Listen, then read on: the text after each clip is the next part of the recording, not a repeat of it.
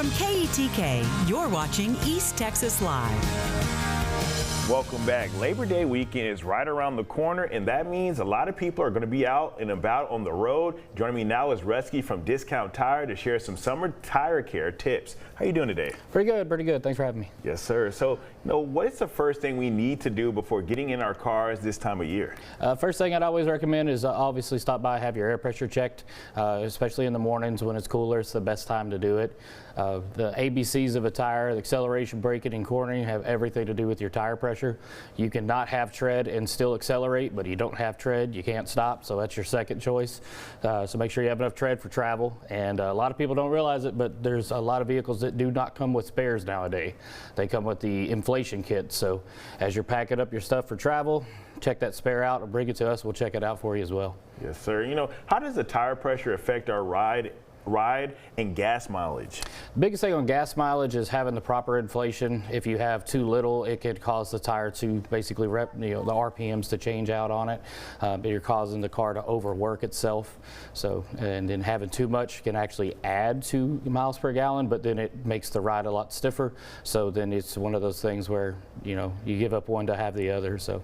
Yes, sir. And how does the heat kind of affect our tire pressure? Biggest thing on heat is like day like today where we're going to hit, almost triple digits, and then we're supposed to have some, cooler weather first part of next week.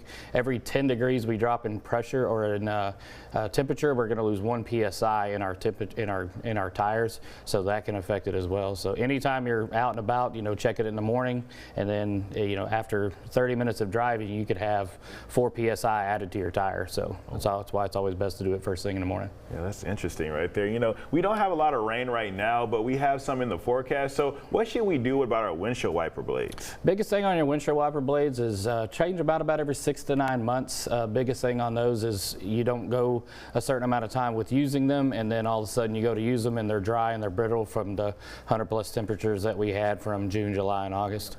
Yes, sir. So why is it so important to kind of take these steps before we get out there on the road? You don't want to have that mishaps while you're out on the road. Especially, that last minute, I got to go take my tires out before I leave tomorrow. And then you have a need for tires and there's, maybe we have them in stock, maybe we don't. So, always want to plan ahead. Yes, sir. It's not something we kind of think about a lot, but how often should we get our tires rotated? Rotations, about every 6,000 miles. I try to make it simple. If you change your tires out at a certain time, go by 5s. If you rotate them at 45,000 and you're at 50,000 and you're at 55,000, just make it simple. But the recommendation is about every 6 to 8, but just to make it simple, do it every 5.